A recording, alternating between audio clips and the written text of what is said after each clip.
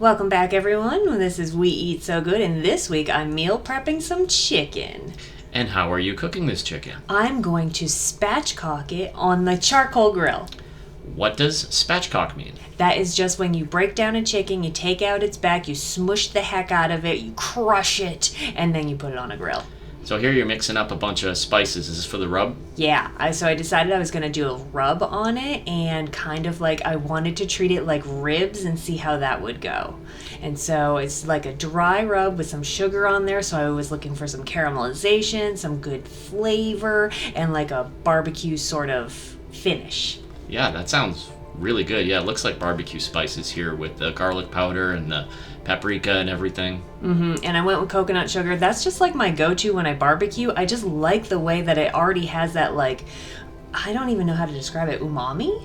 Okay, so here is the interesting part. Here's where you're cutting the back out of the chicken. So you're just using a pair of kitchen shears and really just cutting its spine right out, right? Yeah, so you go right along the spine on one side and right along the spine on the other. And this just allows you to flatten it out and get a much quicker cook time. Okay, cool. So I know you need to use a little bit of pressure there, but that's not too hard to cut it off. It wasn't too bad. I did have to, sometimes do the two-handed method on the scissors there, but I think I got through it pretty good. And then you just crush it like that. Yeah, that was full body weight. That was a little bit more than I was anticipating, but again, I got there, and it's pretty even if you look at this. It's about 2 inches, I would say. Did I tell you you look really pretty today?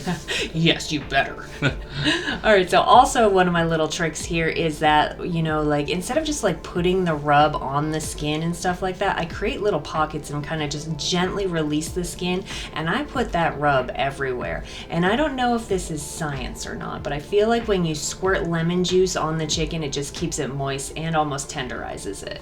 Yeah, it worked out really good. And you just putting the rub under the skin first and then on top of the skin, it really gets to the meat and flavors it really well. Yeah, I hate when you go to a barbecue place and the skin is great, and then you get to the meat and it's like, what happened here? Where's all the flavor?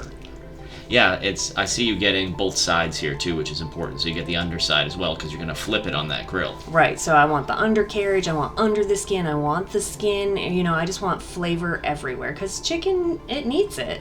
Yep, and in this part, you're just cutting off the tips. Now, if you're roasting it, you'd probably tuck these under, but since you're going to be flipping it, there's really no point in having those on there. Yeah, so I just put those in a bag with the chicken backs. Those are going to make a stock later. Okay, so you're heating up the coals now with the chimney, and then here I am dumping them out. And we got those. I love that chimney. That is such a time saver right there, too. So a lot of our recipes, like with the pork one we did, there's a hot side and a cooler side of the grill. So getting the good sear on the hot side and then letting it cook through on the cooler side. Correct. That is the trick that we're learning. Yep. All right, so I wanted a good sear on my skin, so I went skin side down on the hot side, and then I decided I was going to grill some lemons for my dressing. Ooh, fancy. Yeah.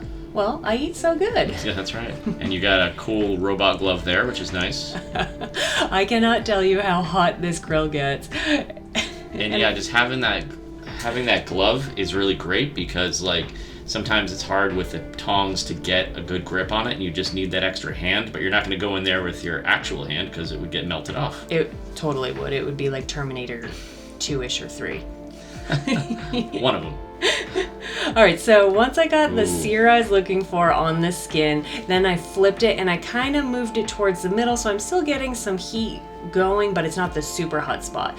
Then, I had never done this on the grill, so I put my thermometer in the thigh because that's what you do in the oven. Yeah. But a little camera trick here, I ended up moving it to the breast because the breast is thicker and the breast took longer than the thighs, which never happens in the oven. That's interesting. Yeah, it came out really good. How long would you say it was on the grill total? Like an hour? Maybe an hour, yeah. And this is about a 4.5-pound chicken.